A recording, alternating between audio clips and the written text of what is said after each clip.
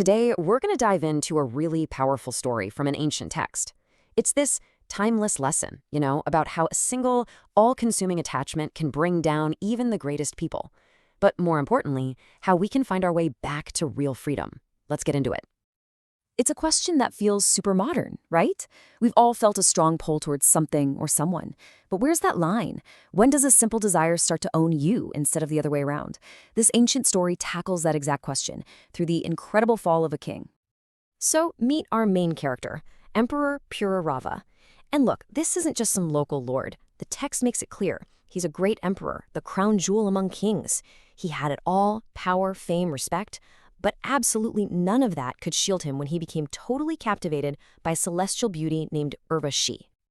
And this is the moment it all just unravels. When Urvashi leaves him, the king's entire world shatters.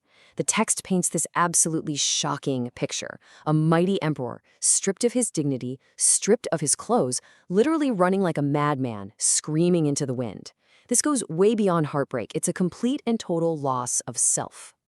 Okay, so after that frantic chase, the king's madness starts to fade, and what's left is this really painful clarity. He begins to look back on his downfall, and his words become this stark warning about what happens when your mind is held captive by its own desires. This is where the real lesson starts. This part really captures just how all-consuming his obsession was. Think about it. He was so lost in this one attachment that he lost track of everything else, even the sun rising and setting. It's such a powerful way to show how an unchecked desire can steal our most precious thing, our time. And here, he confronts the devastating hit to his own identity. He, a ruler of men, the absolute pinnacle of worldly power, had willingly turned himself into a mere plaything. His obsession didn't just cost him his time, it cost him his sense of who he was, his self-worth, his entire purpose. This is such a critical insight. The king realizes that all those tools for self-improvement, knowledge, discipline, meditation, you name it, they're completely useless if your own mind isn't under your control. If your mind has been stolen, as he puts it, what do you even have left to work with? This image is just perfect. It nails that self-defeating cycle of addiction. The king says that for years he drank the nectar of Urvashi's lips, but his thirst was never, ever quenched. Just like a fire, the more you feed it, the bigger and hotter it burns. It's an ancient way of describing a very modern feeling, right? Indulgence wasn't the cure, it was the fuel. So, this is the pivot. This is the big turning point. The king stops just lamenting and starts analyzing. He basically performs intellectual surgery on his own delusion, breaking it down piece by piece until it completely loses its power over him. And he does this by forcing himself to see the massive difference between his romantic fantasy and the physical reality. He admits he was totally captivated by the idea of her beauty, a charming smile, a pretty nose, but then he makes himself look deeper at the actual substance of what he was obsessed with. Now look, this might seem pretty graphic, and it is, but it's the core of his technique for getting free. He deconstructs the object of his desire into its raw biological parts. This isn't meant as an insult. It's a cold, clinical analysis designed to shatter the illusion his mind had built up. He's breaking the spell by seeing things exactly as they are. And with this one question, he delivers the final knockout blow to his obsession. It's a provocative, powerful thought. By putting his blind delight on the same level as a simple worm, he just completely severs that emotional attachment. The pedestal he had built for his desire comes crashing down. So he's dissected his delusion, he's broken the spell. What's the solution? Well, now the text moves from the king's personal story to a universal path for anyone who's trying to overcome these kinds of destructive attachments. And get this, his freedom didn't come from just gritting his teeth and using willpower. It came from knowledge, that clear, unflinching understanding he got from analyzing his delusion. That insight was the key that unlocked his mental prison and finally let him find peace. The text then boils this all down into a beautifully simple two-step strategy. Step 1. You have to stop hanging around with people or things that just fuel your attachments. The text calls it bad association. Then, and this is crucial, you have to actively seek out the company of the wise, whose influence can actually help you cut those mental chains. But what does that really mean, the company of the wise? It sounds a little vague, right?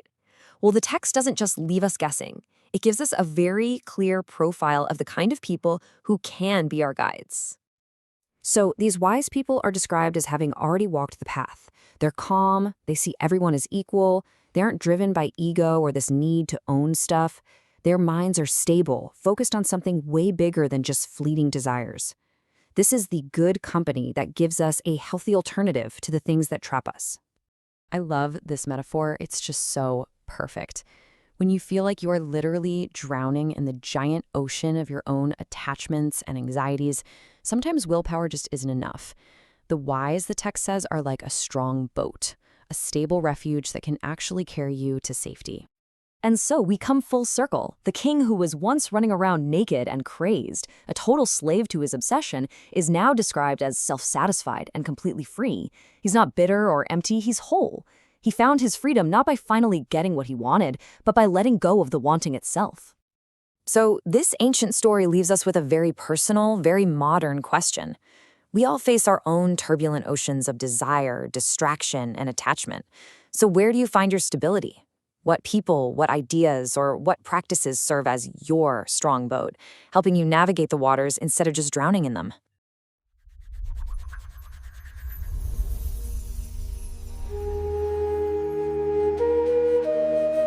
Welcome to the Deep Dive. Today we're taking a shortcut deep into some ancient wisdom. We've got excerpts from a pretty foundational scripture, and we're going to pull out the psychological insights you can use for, a more self-directed life. And we're going to focus on one story, really. It's about a king who sort of embodies this clash between supreme human desire and, well, utter spiritual collapse. His name is King Purūravā. And this wasn't just some local chieftain. The texts are really clear about this. He was the narrates, basically the crown jewel among all kings, a true emperor. Exactly. So the paradox that we're diving into is how this titan of the material world could be so easily conquered by his own heart. He's brought to his knees by passion for a celestial nymph, Urvashi. And when she leaves him, his entire imperial identity just vanishes. It's a stunning cautionary tale, isn't it? I mean, how does a man who commands entire armies lose the ability to command his own mind? So our mission is to unpack that. How do you recognize delusion creeping in? What is it that actually fuels attachment? And what's the path back, the path to self-conquest, what the text calls yananya, as laid out by, well, the highest authority in the text? So let's jump right into the story, because the opening scene is it's a scene of shocking contrast. You can just forget the emperor on his throne. The second Urvashi leaves, the king is completely overwhelmed. Yeah, by grief and delusion. And it's not some, noble, quiet suffering. It's a spectacular public meltdown. This great leader just abandons everything, his royal clothes, his dignity, all of it. He runs after her into this dreadful forest, completely naked and distraught. Like a madman. The text says like a madman. Exactly. That image is so visceral. Yeah. This is the man whose word is law for millions, and now he's just weeping in the wilderness, crying out, wait, stop. It's a terrifying picture of just total powerlessness. And it gets darker, because this passion, it wasn't just a temporary setback. It literally destroyed his life. The source calls it the vastness of his delusion. His mind was so captivated. So we're fixated. Completely. He was constantly chasing what the text calls petty, insignificant pleasures, just to try and fill that void she left. And the cost of that is just staggering. It's measured in lost time, lost years. He was so consumed, he had no idea if it was day or night, if years were coming or going. His life was just wasted, obliterated by this one emotional chase. Which makes you think, how often does that happen today? Maybe not running naked into a forest, but, losing years to scrolling on a phone or chasing some fleeting validation online. It's the same psychological mechanism. Unchecked desire doesn't just steal your present, it steals your awareness of the future. It traps you. And it was only when he finally hit rock bottom that some clarity returned. And with it, this incredibly fierce self-criticism. Yes, he finally sees himself for what he's become. He asks this brutal question, something like, how could I, the emperor, the most powerful man on earth, have become a plaything, a pet in the hands of a woman? He realizes he willingly gave it all up. His majesty, his wealth, he treated them like they were straw, just meaningless. It wasn't that she took them from him. He just stopped caring about anything else. And the most crushing insult he saves for himself is this analogy. He says, what pride can I have? I followed a woman who was leaving me. And the text is very specific, like a donkey. Not just followed her. Right. He says he was kicked by her feet. Oh. So he concludes that he reached the pinnacle of lordship only to be defeated like a mere animal. It just goes to show external conquest means absolutely nothing if you haven't conquered your own mind. So the king's confession is what lets us really dissect the anatomy of this insatiable desire, or kama. He'd spent years enjoying what the text calls the nectar of Urvashi's lips. But after all that time, was his desire finally satisfied? Not even close. His conclusion is, I think, the key to this whole analysis. He says his lust was never satisfied, just as, what is it? Fire is never extinguished by pouring offerings into it. And that is such a crucial metaphor for modern life, isn't it? We think if we just consume one more thing, a product, some attention, a relationship, that the fire will go out. But the whole mechanism is inverted. Exactly. Every single offering you feed that fire, every experience just makes it hotter. It makes it demand more fuel. You see it everywhere. Binge culture, digital addiction, the constant chase for status. The urge is always looking for something external to fix an internal feeling of lack. And the king realized that. That realization then leads him to this really profound critique of what he was actually addicted to. He understands his perception of her beauty, the smile, the charm, was what the text calls a false imposition born of ignorance. Okay, but I have to push back on that a little. Isn't that an incredibly grim way to look at human connection?